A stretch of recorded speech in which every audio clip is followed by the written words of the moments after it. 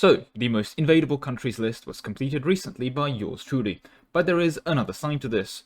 What countries, or I guess more accurately, geographical regions, are the worst to invade? Let's set the record straight and list out the 5 worst places to be invading, starting from the least painful but still painful to the most painful. I do have to clarify though, to prevent the answer just being New Zealand 5 times, since while it has limited defensive capabilities, it's also, absolutely not worth invading. As such, as painful as invading, or frankly just living in Alaska is, I'm not going to put it on the list. Same issue with Tibet, for example.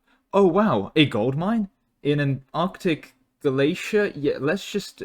I dug up that gold, okay? We're going to do everyone a favor, just to say that, yep, I totally dug up that gold. That gold is all mine now, you don't believe me? Yeah, go climb there and check. Yeah, exactly. Finally, of course, beyond the obvious, it needs to be worth invading, it's also very important to have defense and depth capacity.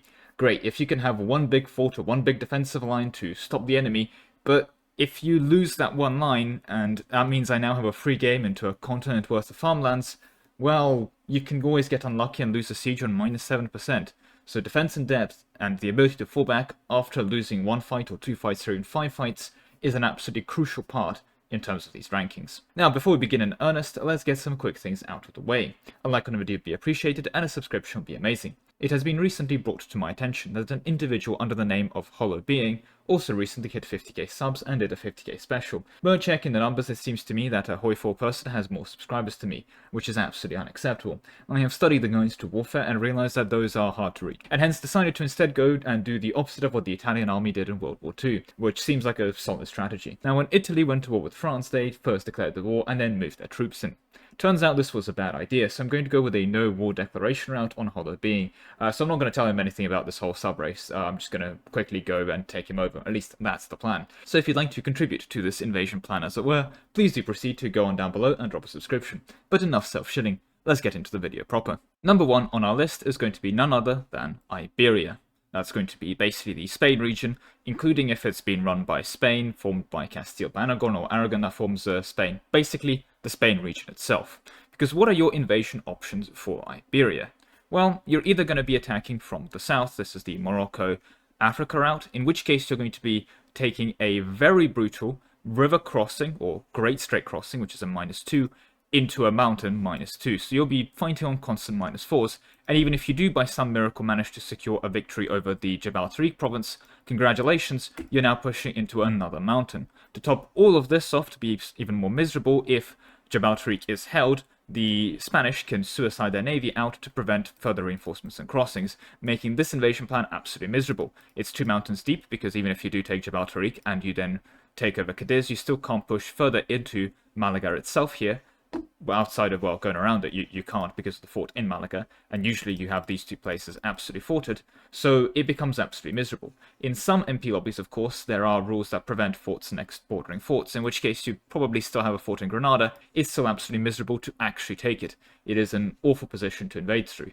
But what about the other options? Iberia is also connected to France. Well, up to the north, you still have Navarra. This is a pretty brutal mountain fort yet again, blocking the top of it. And while Aragon may deceptively look like an area you can just walk through only hills, not the end of the world, first of all, it's still hills. It can still offer decent defensive opportunities until you run into Osca. Now, Osca zone of controls these 2 provinces, which means that Osca itself also stops any further invasions from the Aragon point of view as well. So basically it is absolutely miserable, because anytime you're invading Iberia, you're going through mountains. If, however, you do initially get past these mountains, you still run into issues. I'm going to go into observe mode because I've realized that probably makes the game a bit more brighter and you can actually see every time I'm talking about without any annoying fog of war in the way. Anyway, I digress. More specifically here, once you've actually broken through these fort lines here, you're still not home free. Yes, a lot of Spain is good grassland or even dryland land, so this makes it good for developing and making a good target, but it's very much dotted with hills, for example, up here in the north, which is where the original Christian kingdoms were, shall we say, hiding out during the whole pre-Reconquista time period. And of course, there are still mountains and highlands for defense and depth opportunities. So you can definitely set up very annoying setups here as well. For example, an Aragon, Navarra, these 2 fort lines, as well as Osca, these 3 forts basically block off a pretty brutal part of the actual invasion plan. You can't walk around Osca, and once you've taken Osca, you're still basically funneled into either Navarra or Tyrol. So yeah, it's a miserable time to go through there. Regarding the north, you will find a bit better success once Navarra itself falls. you'd probably be able to go into this one hill fort, and then you have free game down into Madrid, sure. But Leon still sits as an excellent opportunity of blocking off basically the left side of Spain. And the issue with not pushing for Leon means that if you are fighting Spain, they're able to retreat into these provinces here and recover morale to come back and fight you another day. You can't really run them down. So this fort still serves a really excellent positioning in terms of defending the Spanish. The entire thing is just very, very defensible, and so it is an absolute misery. And of course, this is Spain. This is by no means a poor area. They're certainly able to make their money and become quite wealthy, and hence it is a good reason to invade it, of course, but also they have the capacity of defending against you, funded just from Iberia alone. To top this all off, of course, Spain tends to get colonies, and colonies are a bit harder to invade and block off, while also funneling money in from the New World into Iberia. So again, more money and more manpower and more things funding to defend this area. From the south, an absolute misery. From the north, an absolute misery. That's Iberia for you.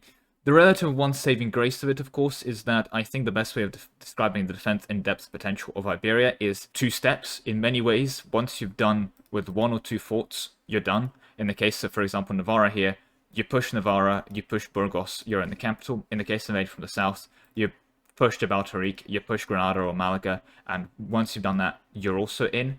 And if you're invading from the Aragon direction, you push Osca, and then you push either Tyrol or Navarra. Usually you push Osca and then Tyrol, and then you just into the heartland again.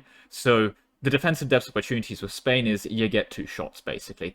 But once you've broken those 2 lines, at best you're falling back behind Leon, but that's about it, really. So yeah, something to bear in mind here. And for that reason, Iberia will be entering on the 5th spot here in terms of its invadability index. And with that, we move on to our next nation, or I guess more specifically region, although it is also a nation, because our next entry is going to be none other than Italy. Now, the wealth of Italy needs no introductions when it comes to pure development. Let's quickly go into developer map mode.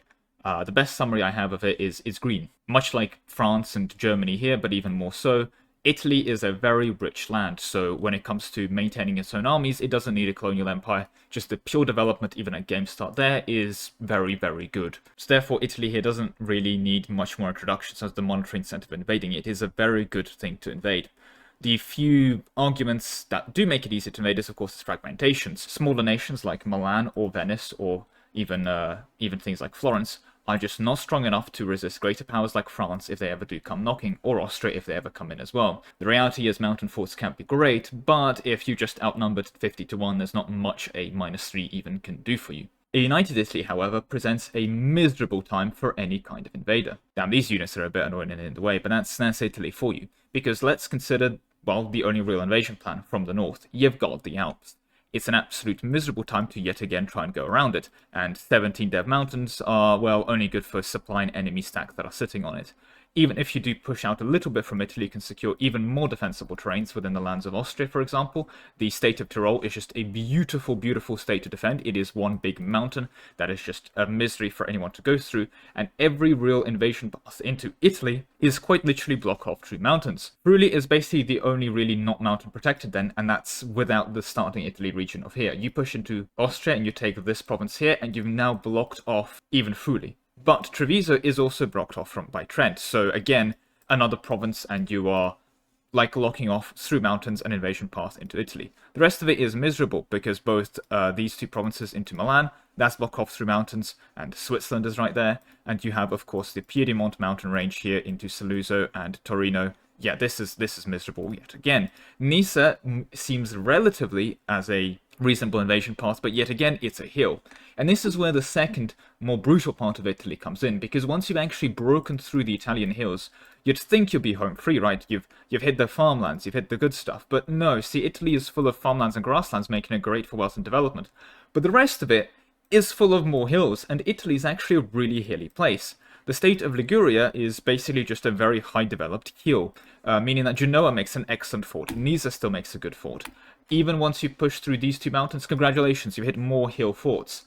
Treviso and Friuli are relatively less defensible positions, but you're still locking up forts. This still remains an absolute misery. The only thing that's relatively nice about it is because they are coastal provinces, they at least have a lot of high supply for your invaders, so attrition is less of an issue. But even then, the defense in depth offered by Italy is beautiful, because as you are fighting every single step of the way, every single state you can basically force your opponents to fight over. Once you've pushed through into the Po Valley, you're fighting on hills. You push into Venice, you're fighting on hills. You push down to Emilia-Romagna, you're fighting on hills. Genoa, you're fighting on hills. Tuscany forms an excellent defensive point on Florence because it's a hill. You want to get into the to the top of the Papal States, congratulations, you're fighting on hills. You want to go into the heart of Italy itself, literally at the gates of Rome, congratulations, you're defending a hill. And once you've done that, once you've secured northern Italy by divine miracle and intervention, guess what's following up to you? Oh, that's right, literally 3 back-to-back mountains in beautiful defensive formations. Yes, they are coastal, apart from this one to make this even more miserable, but this creates a beautiful defensive line, and putting a fort on this one province here, zone of controls half of Naples, but also in the process basically blocks off the entirety of the south. And once you've pushed through, once you've basically done your last stands of the Italians, you've basically pushed them all the way back down to Sicily, they can hide behind, you've guessed it, a straight crossing into even more mountains. The entire campaign into Italy is just one big, miserable campaign through mountains and hills. It is insanely defensible, this land. It's kind of absurd. If Italy didn't start that highly developed, it'd actually be quite hard to dev it. And I think in many ways that paradox Eurocentrism is over-distribution of farmlands in these areas, or maybe not, I don't know. I don't know much about the geography of Italy, to be honest. But basically it is almost immaculate from a defensive point of view. You have all of the mountains and all of the farmlands to fund all of the troops defending the mountains. Beautiful, and this development at game start just is a little sprinkle of extra love on top. And even the islands that you are entitled to, these 2 islands over here, guess what? Beautifully defensible as well. If you put 1 fort on this island here, you've now held everything, and okay, there's 1 farmland if you want to, grassland to dev, but you can also just full fort to this space. It'd be absolutely miserable for anyone invading. And of course you can fund this because you have a copper trade good at the start, which is a very good trade good, especially once bronze cannons comes along, and then boom, there's coal behind it. So all of the money as well coming in from this. Okay, the other 2 trade goods aren't great, but again, you have a coal province here as well. Basically, the entire thing is economically well sound, and the defense in depth is, frankly, almost unparalleled. But even as I call it unparalleled, the truth of the matter is there are still 3 more places that are much better from a defender point of view than Italy. So let's get to them now, because Italy, at the end of the day, with its wealth, does mean that the enemies that are invading it don't tend to suffer that much attrition because supply is actually reasonable here. Furthermore, the large size of Italy and its large fragmentation means that if you are invading Italy early, you can kind of invade it before it unites and can become a problem. So in essence, you want another rich area that's defensible but actually starts united.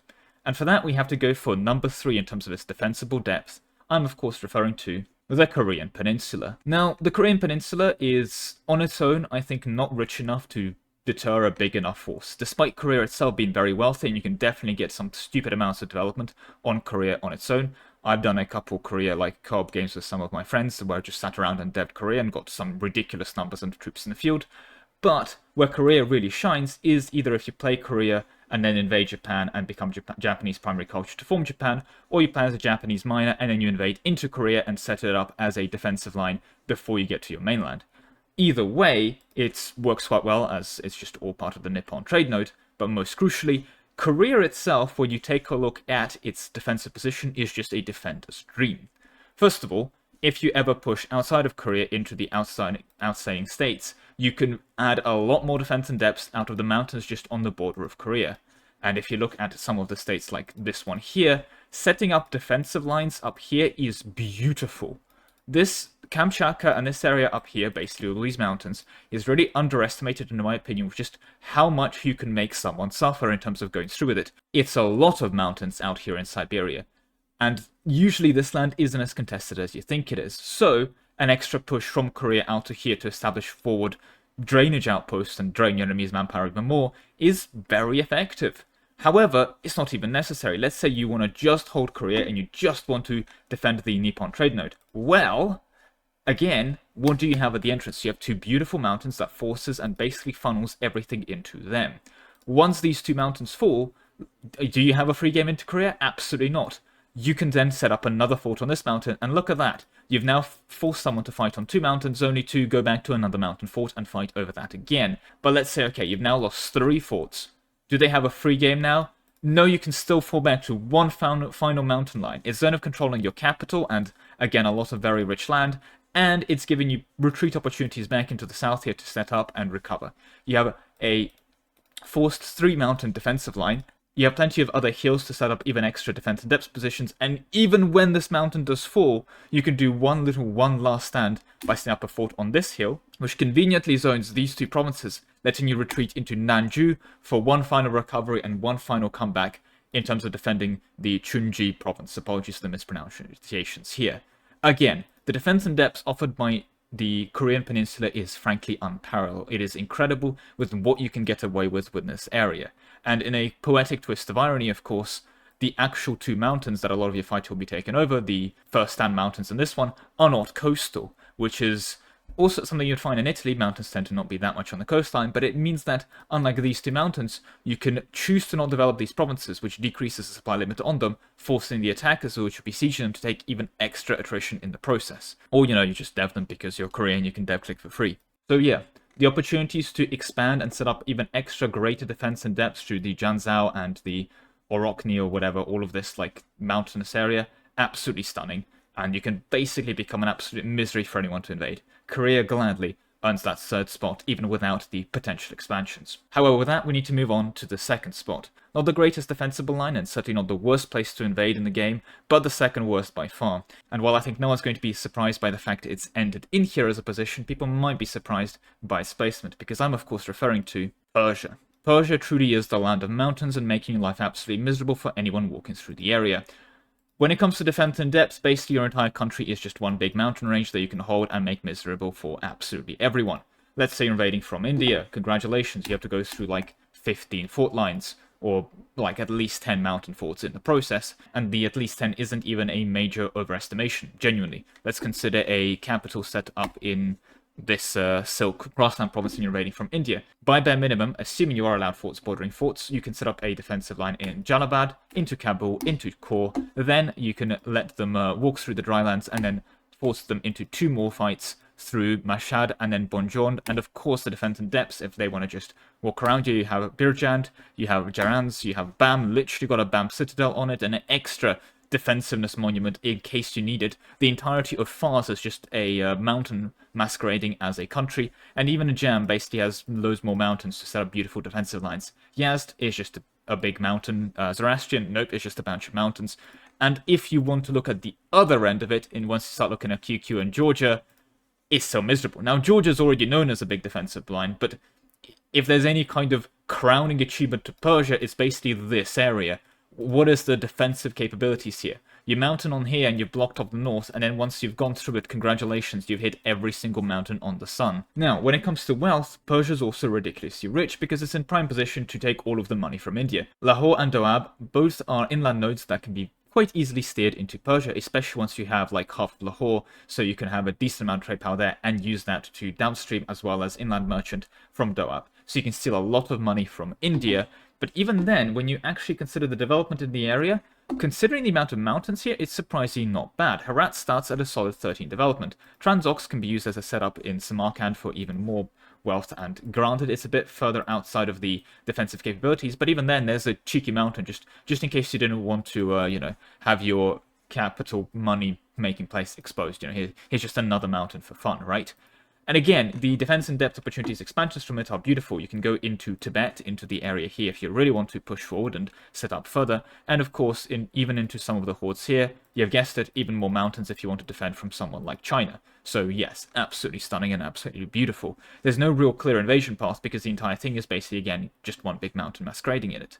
You, however, have one kind of saving grace. Because what are these mountains? See, these mountains are just normal mountains, in the sense of they don't have any bad debuffs. Okay, some of them are arid, giving you a bit of extra attrition on enemies, but that's about as worst you'll get, arid. Not too bad, and frankly, arid deserts, so yeah, again, the actual debuffs in the provinces aren't that awful, and the provinces themselves are quite small, meaning that at least moving around isn't awful. So it makes it a nicer thing to defend as well, because you're not tearing your brains out as well while you're defending it, and the wealth of it simply makes up for it. But a large group of mountains, see, there is actually a worse one. There is one place which is so much more miserable than this to fight. And it is certainly a place worth invading, because I'm referring to the number 1 entry on our spot, Colombia. An area that looks deceptively not worth invading, because it really isn't, don't invade Colombia, and by extension, of course, Inca. Now, the Inca, if you were to invade them from the south, already look pretty miserable. You have pretty decent defense and depth of the Incan mountain ranges. It's pretty bad, but big, long mountain ranges with gold inside of them, that's just kind of the New World summarized. Nothing new to special to see here. However, I'm specifically focusing on Colombia for one very terrifying reason. See, these mountains here are just normal mountains. Again, miserable. And you can get your gold and move on with your life. But let's say you are playing as the Inca. Set up your defensive lines in Colombia. Because once you leave the Incas and you leave your mountain ranges and you start entering to Colombia, you reach a truly terrifying realization. Let's take a look at this mountain here. This is a mountain. So far so good. But it's a tropical mountain. So your supply is nuked, and on top of that, it's a +2 attrition for enemies mountain. And to make things even worse, these provinces here are massive, so it takes half a goddamn hour to travel between them. Having fought in these environments in multiplayer, if the land is scorched, some of these provinces genuinely take 3 months of travel time to go between them. And the whole time, you're fighting in mountains in the tropics. Attrition is through the roof. Development here isn't zero, and it's defending a lot of the wealth of, well, the center of America, where all the gold mines are, and the other bits of the Americas where all the gold mines are. Setting up a defensive line in Colombia is miserable. Just absolutely miserable for any invaders. You have lines upon lines of depth of tropical, +2 attrition, -30% supply, mountains to hold. And the rest of the terrain isn't much of an improvement. There are a couple savanna provinces to make it look like it's okay, and then you realize the rest of it is marsh. Tropical marsh. So even on the -1s, you're still forcing them to take extra +2 attritions, passively on top of any other attrition builds. Hills to give you loads of zone of control, and even some grasslands for your troops to sit in. And notice, these grasslands are coastal, so your troops can sit in these provinces, not taking attrition, holding tropical mountains, absolutely making it miserable for everyone else involved. And of course, the tropical jungles. Very much around this area. Jungle train, either way you're approaching from this, you're going to be going through tropical jungle and making your life absolutely miserable for everyone involved. Huge provinces, so it takes literally, in some cases, 90 days to walk between tiles, granting them massive initiative bonuses to the defender, as they can pick their battles, and if you're not proactively reinforcing them, you're going to be slaughtered. And on top of that, again, fortified development provinces means that the base supply here is abysmal. I've invaded Colombia, I've invaded Persia, and let me tell you, I would much rather invade Persia. Colombia and this place by far is one of the sleep builds of the greatest defensive positions you can ever get in the game. It's almost built to just frustrate and annoy your opponents. You can't even bypass it if you want to go through the south here, because again, you hit jungles and defense in depth, and look at that, another mountain, and you bypassed it, what, for even more jungles and -1s? No real bypassing here. You are fighting through the miserable, miserable mountainous terrain, and again, miserable, mountainous, tropical terrain. Afghanistan may be known as the graveyard of empires, but that's because empires actually try to invade this thing. Colombia, meanwhile, is so miserable that empires don't even bother. Honestly, if someone's at war with you and they are going back to Colombia, just don't even bother invading them. It's not worth it. No promises of gold, treasures, glory are worth it. Just don't. Just don't do it. Scorched earth attacking into tropical mountains, no. You're good. But with that all said, that is going to be all the time I have for you today. Thank you very much for watching, with a special thank you to my channel members, especially Ark, Solar, W Haste, Selemon, Star72, Lord Zendikar, Nick Fazbender, Nanhatan, Nick Huss, The Awesome Rabbit, Best Pro Gaming, Grandma Flavia, Connor, Andrea Zalberg, Deki, Sov, Mobkiller, Anthony35, AC Napo, Glorious Leader, Zerkis, and Mr. Coomshock.